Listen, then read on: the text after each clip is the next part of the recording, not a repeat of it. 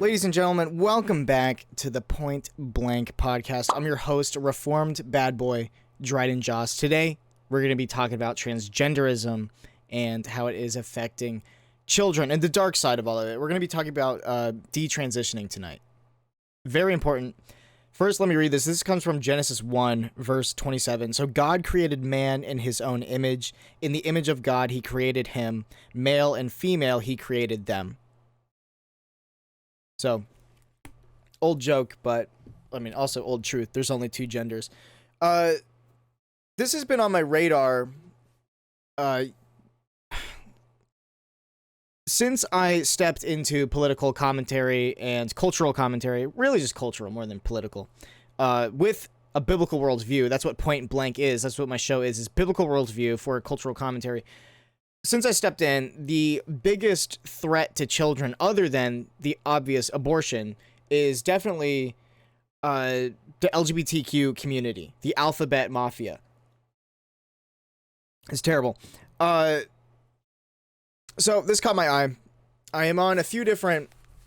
I have a few different news media apps. I have CNN, New York Times, Daily Wire, and that's about it right now. Because news, at some point, it's all the same. So I think those three cover everything decently well. Anyway, I found this. This came from Reddit, actually. This is from the Free Press. And the title says, Republican governor signs bill to end gender transitions at Children's Hospital.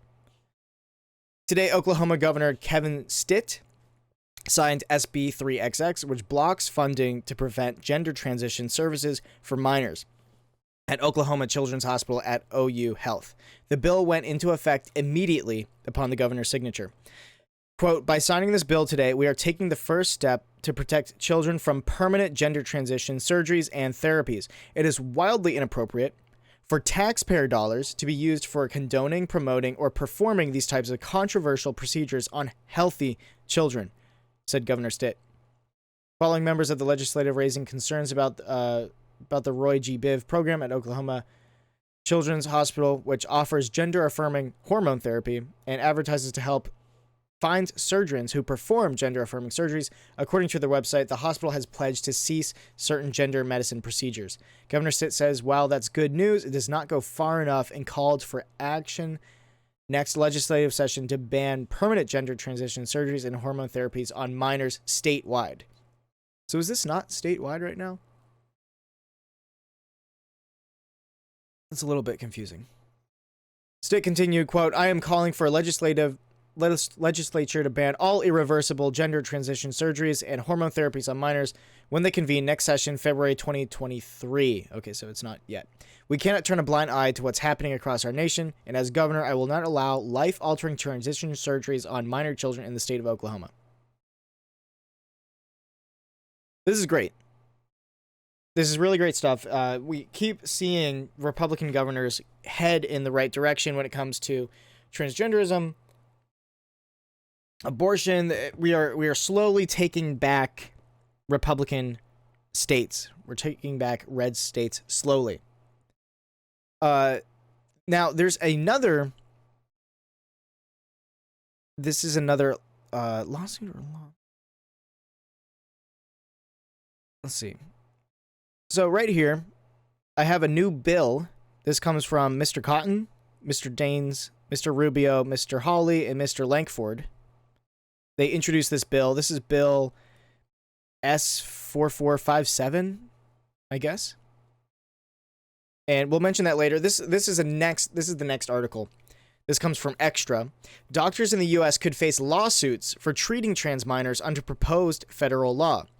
The bill would allow a 30-year statute of limitation for anyone who wishes to bring legal action against medical provider of trans-affirming care. So rather than going to the article, as soon as I saw that headline, I went straight to the actual bill. Like I said, this is Bill 4457.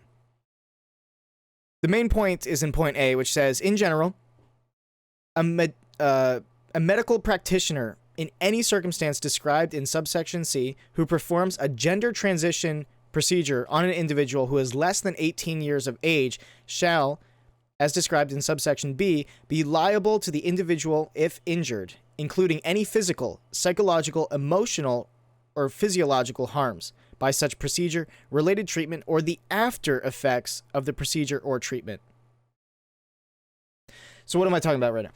Basically what's happening is this is a bill that was introduced to the Senate in June 22nd, 2022. I'm not sure how far this got. I'm not sure where this is currently at. But again, for those of you who want to read it, it's only 2 pages long. And it basically just says that if you're a doctor, you are liable if someone is hurt physically, psychologically, emotionally, physiologically by the procedure for an under 18-year-old. So if any minor is hurt in a surgery, and they call these things gender affirming surgery, but they're really not affirming your gender, they're destroying your gender. But basically this proposed bill says if a minor is hurt in any of these 4 ways, the doctor is liable. If this passes, I'm not sure where this is at now. I tried to find it, but couldn't really find it. If this passes, that would be great, because then doctors who are making bank off of double mastectomies and other various things, they're liable. And that's really good. I'm excited to see that. Back to this article. Republican lawmakers in the U.S. are pushing a federal bill that would allow patients and their families to sue if later in life they regret the gender-affirming care they received as a minor. And they call this bill, even though I said it's Bill 4457, it's the Protecting Minors from Medical Malpractice Act. Would allow a 30-year statute of limitation for anyone who wishes to bring legal action against the medical provider after they turn 18 years old. That's what we read. And this is sponsored by 3 or 4 different Republicans. And it's pretty simple, and it sucks that they have to say that, but they say that they brought this up because gender-affirming healthcare is not safe or appropriate for children. This looks like it comes from... Whose quote is this?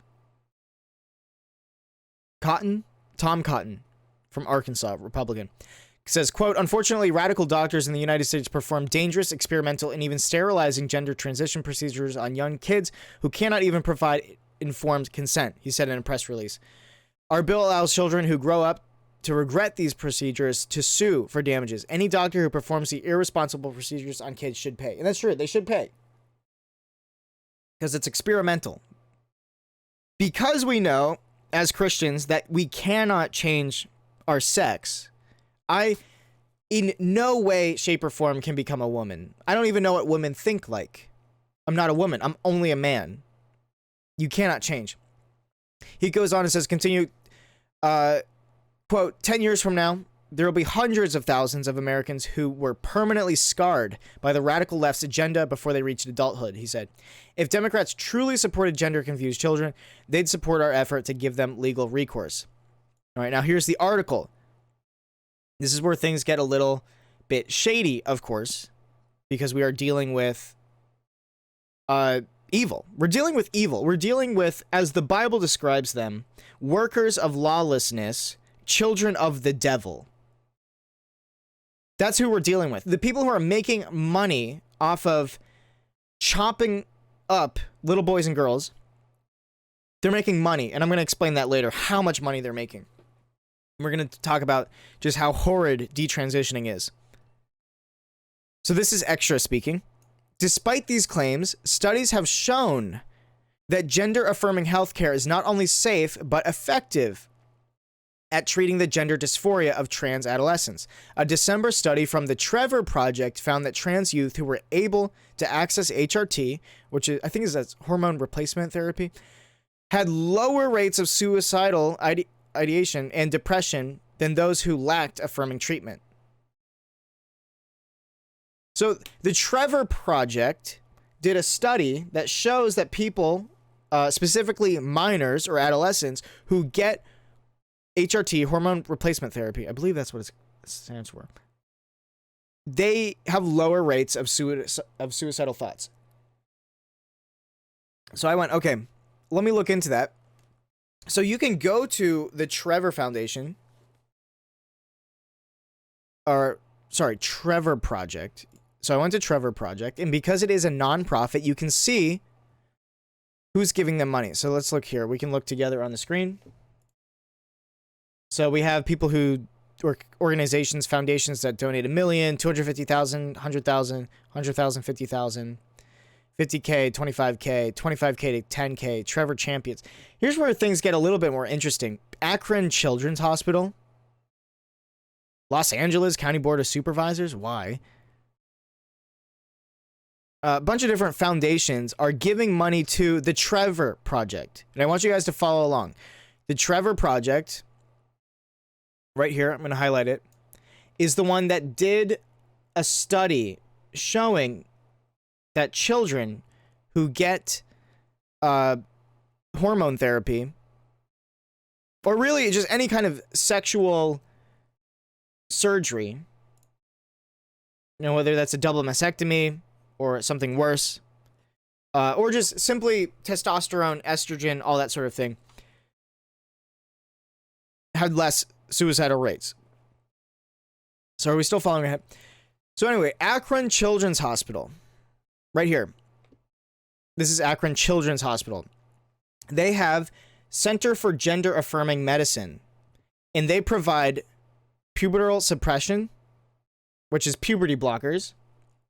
They provide gender-affirming hormones for older adolescents and young adults. They provide mental health care coordination, well checks, preventative visits, education, and supportive care for the LGBTQ youth and their families. So I really hope we are following along. I know that was a lot of information all at once, but let's put it this way.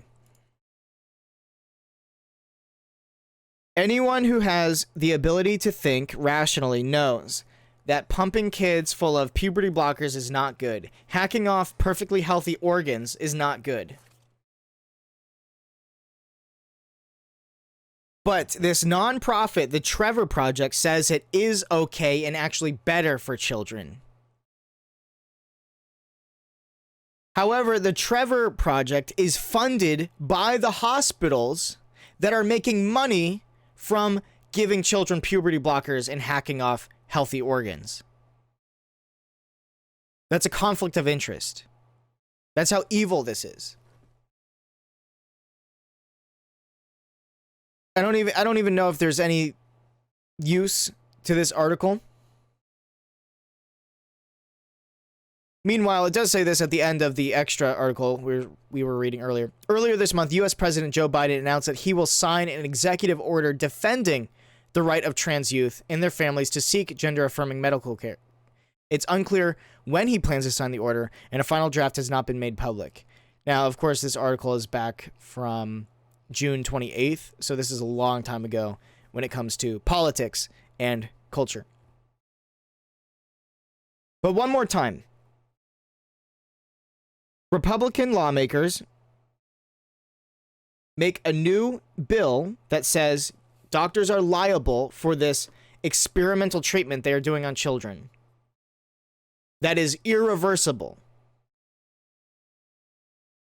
Then there is a nonprofit that is funded by child-affirming care hospitals that says, no, it's totally okay.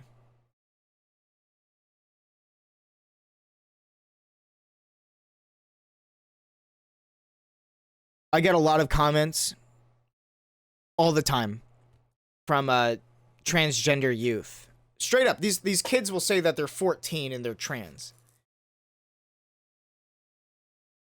Their brain hasn't even fully developed, and they have this desire to transition. Most likely because they're uncomfortable with themselves. Puberty's uncomfortable. Being a middle schooler is awkward and weird. Having zits. I got zits here, right here on my face, right now. This would make me so self-conscious back in middle school. I'm in 6th grade, 7th grade. So I get commenters on my channel that say that they're trans. And then they say, screw Dryden. He doesn't know what he's talking about. He's not informed. If you're listening to me, and that is you, You are being taken advantage of for either your money or your parents' money. That's what this comes down to, is money. Now, spiritually and Christianly, what this comes down to is workers of evil, workers of lawlessness, the children of the devil, destroying healthy bodies, destroying good and nice, regular, normal, healthy kids. But on a not spiritual level, it's all about money, and they're making money. This comes from the Daily Wire. This says, transgender surgery poised to become a $5 billion industry. $5 billion industry, only for transgender surgeries. The industry surrounding transgender surgeries is expected to reach $5 billion by the end of the decade. According to a recent report from Grandview Research, the sector saw at $1.9 billion valuation last year and is forecast to expand to a compound annual growth rate of more than 11% through 2030. Quote, the rising incidences of gender dysphoria and the increasing number of people opting for gender confirmation surgeries are expected to boost the growth during the forecast period, the analysts explained. Referring to a separate study from Cedars-Sinai Medical Center in Los Angeles, the analysis claimed that 78% of transgender males, which, for those of you who don't know, are females who identify as male, experience gender dysphoria by the age of 7. Demand for gender-affirming operations is slated to accelerate in the coming years at hospitals resume non-emergency services. As hospitals resume non-emergency services, according to Grandview Research, many patients are likewise receiving consultations via telehealth, a phenomenon anticipated to have a beneficial impact on the growth of the market in the upcoming years. Daily Wire host Matt Walsh recently obtained footage showing a Vanderbilt doctor emphasizing the money which surgeries can bring in. Chest reduction surgeries, which can be performed on minors, can generate $40,000. And female-to-male bottom surgeries can produce $100,000. Another Vanderbilt doctor called religious objections problematic and said that the medical professionals who refuse to perform such surgeries could face consequences. So because I'm against this, I'm problematic. You know, me who loves these kids and wants to see their success and happiness in life and contentment, and one day hope that they find Jesus Christ and an eternal perspective and an eternal purpose. I care about these kids. These doctors who are making $40,000 to $100,000 on these surgeries, they're not called problematic. They're the solution. They're the heroes. And we know that's crazy. Absolutely wild. And we see this all the time. I mean, since I'm in this circle, since I'm in this sphere of transgenderism, because I do deeply care, arguably more than anything else culturally right now other than abortion. That's what I care about the most, is abortion and transgenderism, because people are getting hurt and it's kids. Doctors, hospitals, surgeons, they are making money off of you. All the drugs, all the hormones, the surgeries is expensive, and they're making money from it. Your parents, your progressive, woke parents that are letting you transition, they see you as some kind of trophy that brings them to this special class of people. They get to be the cool, hip parents. They get to be the parents that have a trans boy or a trans girl. Look how progressive and cool they are. They're so accepting and awesome. Meanwhile, they're destroying their children. Destroying them. Physically, mentally, spiritually. Destroyed. That is what doing this will do to you. And if you think I'm lying, look at the suicide rates. I should have pulled this up earlier. Trans suicide rates. This comes from 2022, so it's fairly recent. Data says that 82% of transgender individuals have considered killing themselves. 82%. 4/5 of you guys have considered killing yourself. 40% have attempted suicide. That's 2/5 have attempted suicide.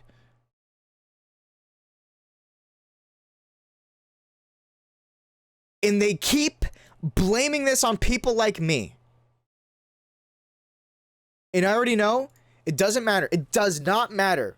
If there is someone who identifies as trans right now watching this video, somehow they made it, 28 minutes into this film, into this podcast, they're not going to believe me. They're going to reject what I say. I have nothing to gain from this. I'm not making money. I'm not making fun of you. I understand you're deeply hurting. We can watch videos. Watch this detransitioner right here. Let me get to this video. So this girl, I think her name is Yelissa. I think that's a silent J, like a very Spanish sounding J, like Yelissa or Jalissa. I don't know. Forgive me. Let's watch this together. This is detransitioning. How do I love myself again? How do I feel connected to myself again? I took a mourning an entire life that should have been mine. That was my birthright. I don't know how this happened to me. And I'm just so angry. I'm so sad. Like, I just don't know how this happened. Like a virus or something, it just like infected me, and it happened so quickly. And it was like I was right there, like agreeing to every single thing, and I don't know how that happened. Then now I can sit here and like look back and be like, why did I do that? It doesn't make any sense. None of it makes any sense. If I just would have waited. If I just would have waited. For those of you listening, I just would have waited and let myself obviously heal. crying. I can't have kids. I'll never lose my virginity. Like, I feel like I'm left to just like accept the scraps of the life that I could have had. I had this full life that I'm now having to mourn, while also living in the present moment with the life that like feels just like the scraps of what could have been. All right, that's enough of that. I feel very sympathetic for this woman. She's detransitioning. Hopefully she's on the right path to healing. I pray that she can find some sort of good life out of this. She can find Christ. She can find eternal redemption and a purpose, an eternal purpose. And that's great. But she's right. She can't have children. She can never have an orgasm. There's no sexual fulfillment. There's no lineage. There's no legacy to her. And she's young.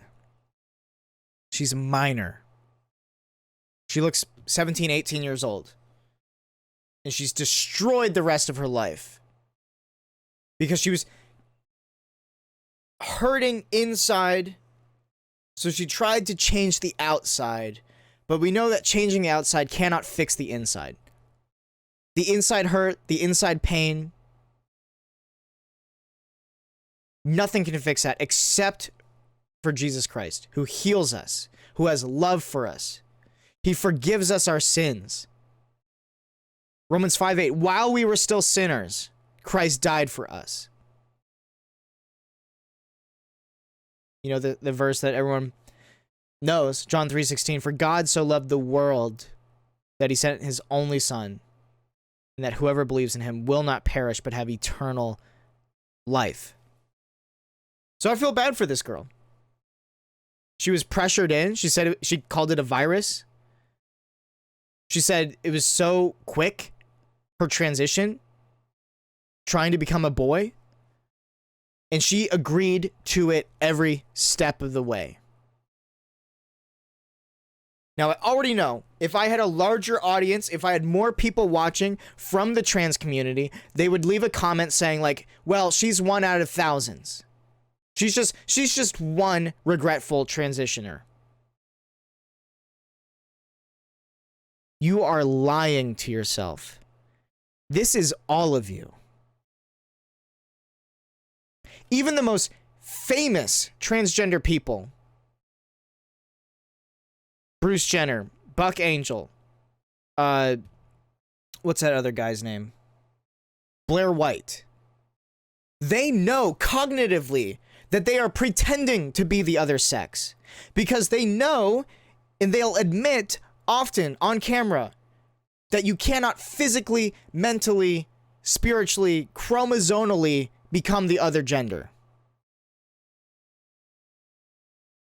And they're okay with that. They're okay with living their life pretending.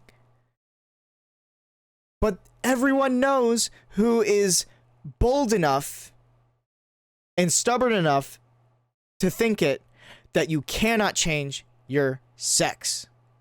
You cannot change it. So this girl who's detransitioning, she's not actually detransitioning. She never was a boy. She was a girl pretending to be a boy. That's what she's detransitioning from. Dysphoria. A mental illness. And she is not the only one. I have another video. This video is from the same girl. Comes later. And she makes a good point here. Let's watch this. Wanted to be a boy, so I did everything that boys do. But I have no idea what it's actually like to be a man. I only have this experience as a female emulating a male. I don't know. You know what I mean? Like, I don't know what it actually is to be a man. But I have an idea, and then that idea became my identity. I think that's where, like, the disconnect is for me currently. Like, I'm currently moving through, because I was about to braid my hair and get laser hair removal, and I was supposed to do all these things to feel like a girl. And it's like, oh, like, I just am one. Like, I don't have to do anything. I could stay exactly the way I am and still be a woman. There's nothing that I need to do. There's nobody that I need to prove it to. But just am what I am. And I think in a lot of ways, I'm giving myself the love that I needed then, now. I needed to accept myself and my body. That's a good point. She's giving herself the love now that she needed then. And I see this all the time. All the detransition videos I have watched, it's typically the same story. There was childhood sex abuse from a trusted person, from a loved one, a father, an uncle, a mother, whoever, cousin.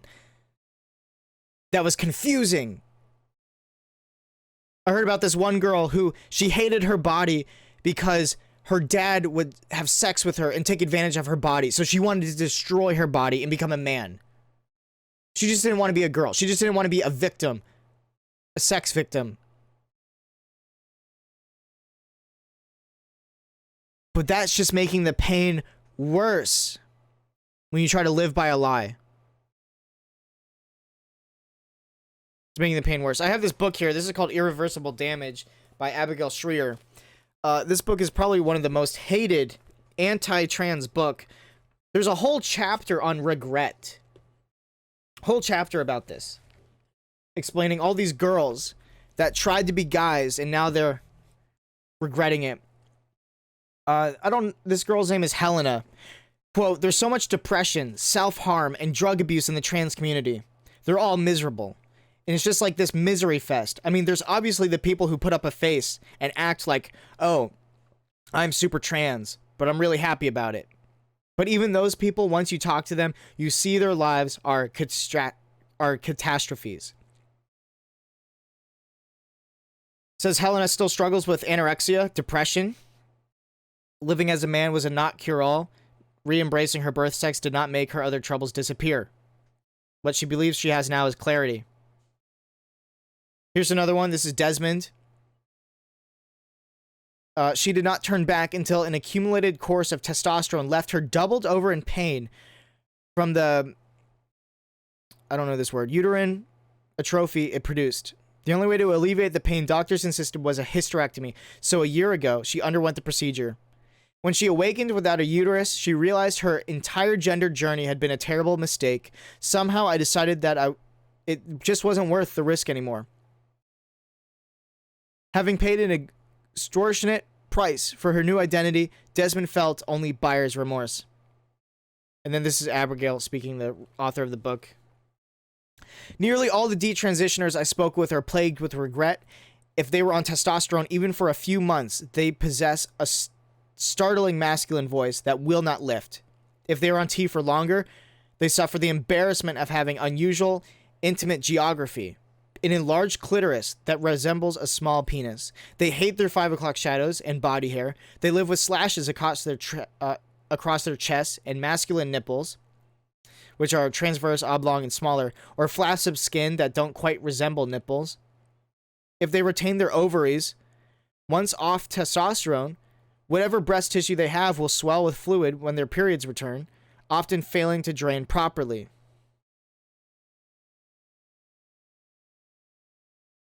Each of the detransitioners I talked to reported being 100% certain that they were definitely trans until suddenly they weren't.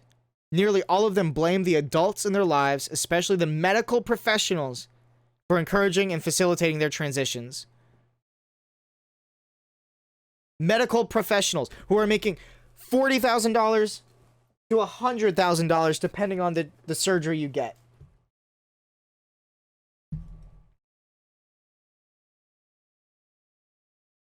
And so a few Republicans from Arkansas push a bill that says we can hold these medical professionals liable for any damages done to these girls and boys. And it gets called worrying and extreme and problematic.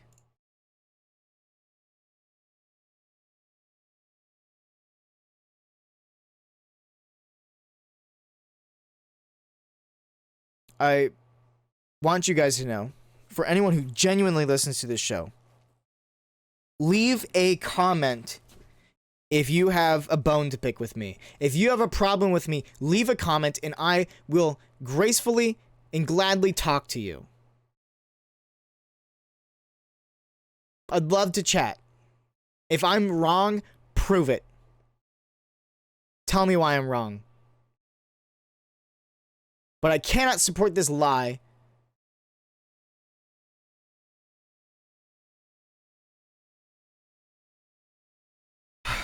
Really what we need now is just prayer. I talk about this all the time. The church needs to pray and unify over the Word of God, over the Bible. We need to unify over it. We need a reformation again. Because gender affirming care, love is love, pro women's rights, it is all evil.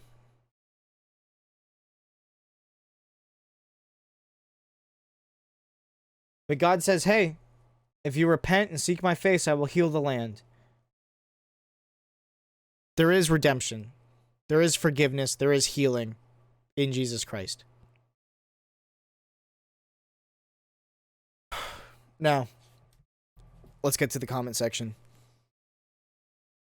Let's see if I have any comments here. Any good ones? Hey, my phone is so slow. I'm trying to... Let me go. Oh, let's see. Well, I've been busy at work, guys. Been picking up sticks around the farm and blowing leaves. So, been busy week. All right, comments are here. Gosh, I can't believe I had a small talk for a few seconds. Let's see.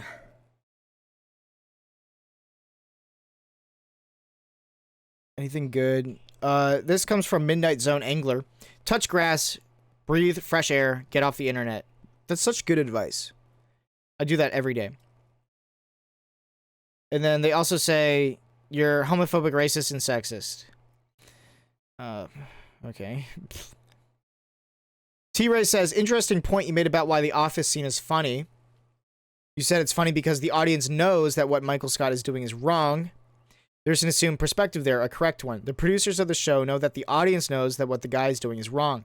They know that their audience, and they appeal to what they know the audience will find funny.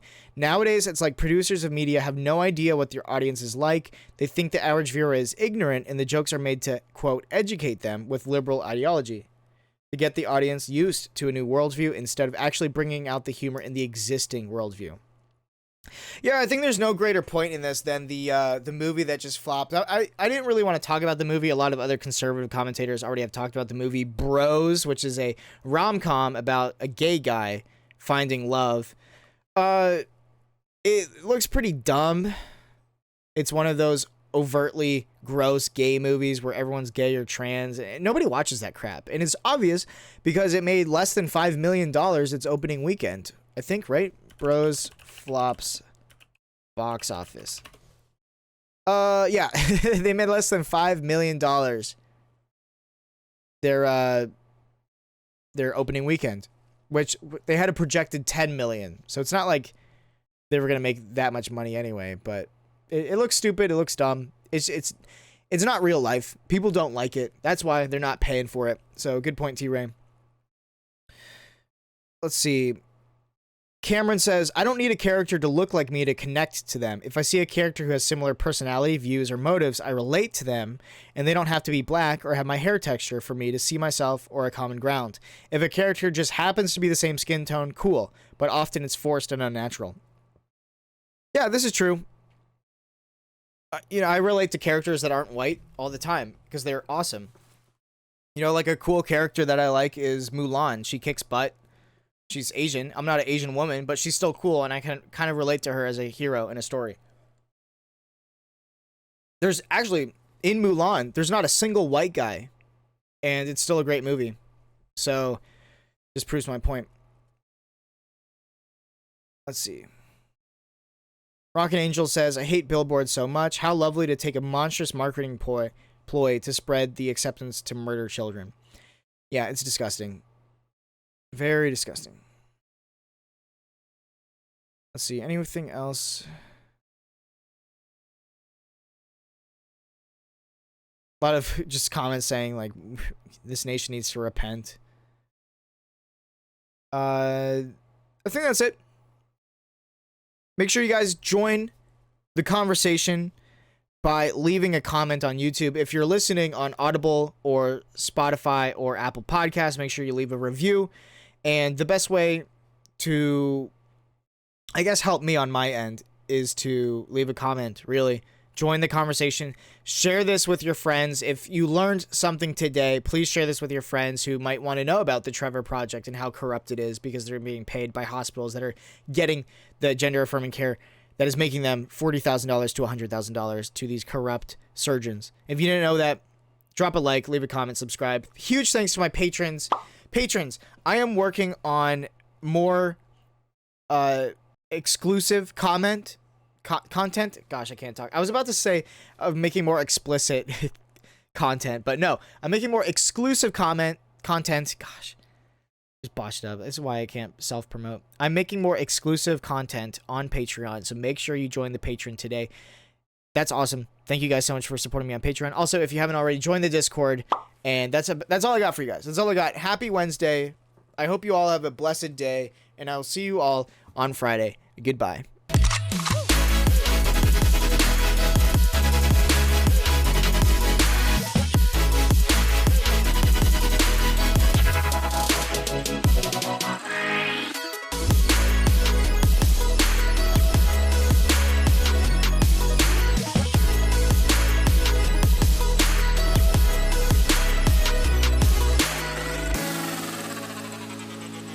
I want milky. I want milk. Mommy milkers.